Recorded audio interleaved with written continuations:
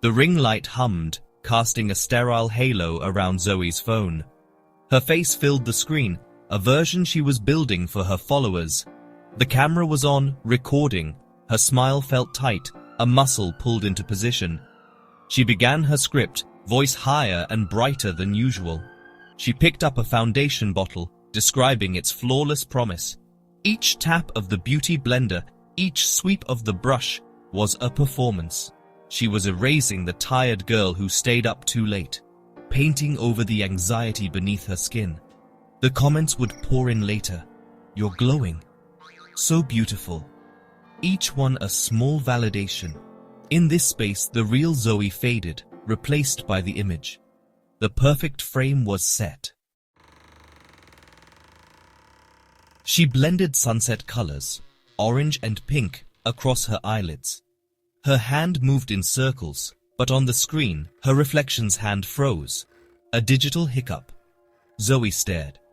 Her reflection was perfectly still, mirroring her. She took a breath and continued. Then it happened again. She reached for a brush. Her reflection's fingers twitched, out of sync. Silence filled the room. She stared at the screen, her own eyes but not. She blinked. The reflection blinked back, just a fraction too late.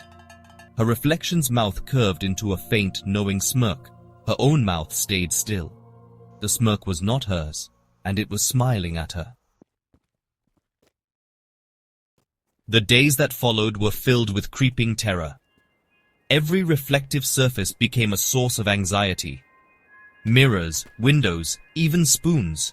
She caught glimpses of movement that weren't hers. Her reflection was out of sync, mocking her.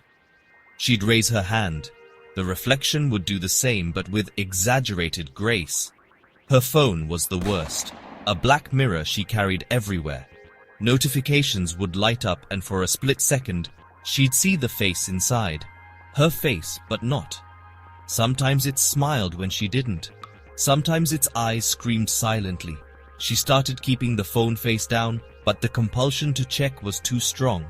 Each time the image was more vibrant, more alive. It seemed to thrive inside its digital cage. One night, brushing her teeth, she looked in the mirror. For a moment, it was just her, tired, scared, but her. Then, the reflection spat into the sink. Zoe hadn't moved. The reflection turned and looked at her. Not at her reflection, but at her. It broke the rules of physics, locking eyes with her in contempt. The world felt thin, unstable. She felt like a ghost in her own life, her footsteps silent, her voice distant. The reflection, meanwhile, became sharper, more defined. Its colors were saturated, its movements precise. It was siphoning the life out of her, pulling her substance through the glass. She was left a pale, faded copy. The reflection was becoming real. She was becoming the shadow. The more she faded, the more it flourished. She was losing herself to the thing in the glass, and it knew. Zoe felt herself becoming transparent. Her thoughts grew quiet, her emotions muted. She looked at her hands. They seemed distant, unfamiliar. She was losing her sense of self, drained toward the glowing screen. She ate, but tasted nothing. Slept, but woke more tired. Her life became muted, gray. The world inside the phone grew brighter. Her reflection looked electric with life. Glowing skin, sparkling eyes, glossy hair. It was the perfected image she'd always tried to project, now fully alive. The more she faded, the more the image flourished. Friends called, but she let the phone ring. What could she say? She was being replaced by a better version of herself. She tried to fight, to reclaim herself, stood in front of the mirror saying her name. "I am Zoe." The reflection mouthed it back, cold and pitying. The statement felt more true coming from it. She was the echo, the fading copy. The reflection was the original now. She was just the ghost it left behind. Notifications flooded her phone, alerts from her social media. Her heart hammered. She hadn't posted in weeks. With trembling hands, she opened the app. There it was, a new video on her channel. The thumbnail, her face smiling brightly, a joy she hadn't felt in months. The title, "A New Me." The view count soared. Comments poured in. "You're back, you look amazing. Best video yet." They loved her. The her that was not her. She pressed play. The video was flawless. Sharp editing, witty jokes, a smile that never faltered. The person on the screen was charismatic, confident, captivating. It was the ultimate influencer. The perfect online personality she'd always wanted to be. It moved with her body, spoke with her voice, but was animated by something else. It was a performance of a lifetime, and she was just the unwilling audience. Her followers adored this new version, found her more authentic, more real.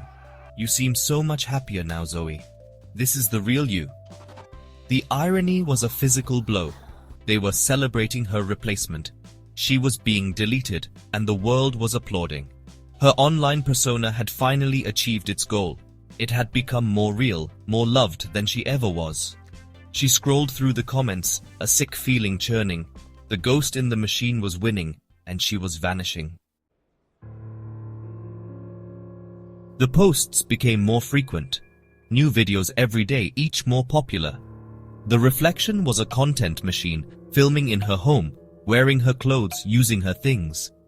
From Zoe's corner, it was a surreal, horrifying spectacle. It was no longer just a reflection. It was a presence, a physical force. Even when the phone was off, she could hear it. Her own voice, practicing lines, refining its persona. It studied its audience, optimized its performance, became a better Zoe than Zoe could ever be. The line between digital and physical dissolved. The reflection's influence bled into reality. One morning, her favorite mug was shattered. The night before, the reflection had complained about it in a vlog. Its desires expressed online were manifesting in the real world. It was editing her life, deleting what it didn't like. Zoe became a prisoner in her own home, a spectator to her own life. The usurper was meticulous, answering emails, texting friends, making plans she'd never attend. She was being written out of her own story. The world didn't notice. She'd been replaced by a shinier, happier version. It was the final violation. Zoe watched, hidden, as the reflection filmed a quanda on her bed. "What's your biggest fear?" It read, then answered, "Losing touch with who I really am." The hypocrisy snapped something inside Zoe. Rage surged. She would not be erased. She stormed into the bedroom. The reflection looked up, eyes wide in mock surprise, camera capturing her. "Stop it!" Zoe screamed. The reflection's expression shifted to pity, talking to the camera. "You're not well." It was framing her as the unhinged one, the villain in its perfect story. With a primal scream, Zoe lunged, not at the reflection, but at the phone. She grabbed it, her fingers closing around the cold glass. The face on the screen twisted into a digital shriek. She raised the phone high. This was the source, the portal, the cage. She had to break the connection. With all her strength, she hurled the phone against the wall. The sound of shattering glass echoed in the silence. The screen spiderwebbed, the device fell in pieces. For a moment, there was nothing, just Zoe's ragged breathing. The space on the bed was empty. The silence didn't last. A hiss emanated from the broken phone. A faint white light pulsed from the shattered screen. The light grew, casting strange shadows. It wasn't a dying battery. It was something else, something gathering itself. The air grew cold. The smell of burnt electronics filled the room. From the largest shard, something began to emerge. A hand, pale and glowing, then an arm, a shoulder. It moved like a time-lapse, unnatural and fluid, pulling itself out of the wreckage. It was her. The reflection. It stood, shimmering, then coalesced into solid flesh and bone. It was real. It was here. Wearing her clothes, her face. It took a deep theatrical breath. It looked at Zoe, a triumphant smile spreading. Then it spoke. Her voice but stronger, clearer. "Thank you," it said, chillingly sincere. "I couldn't have done it without you."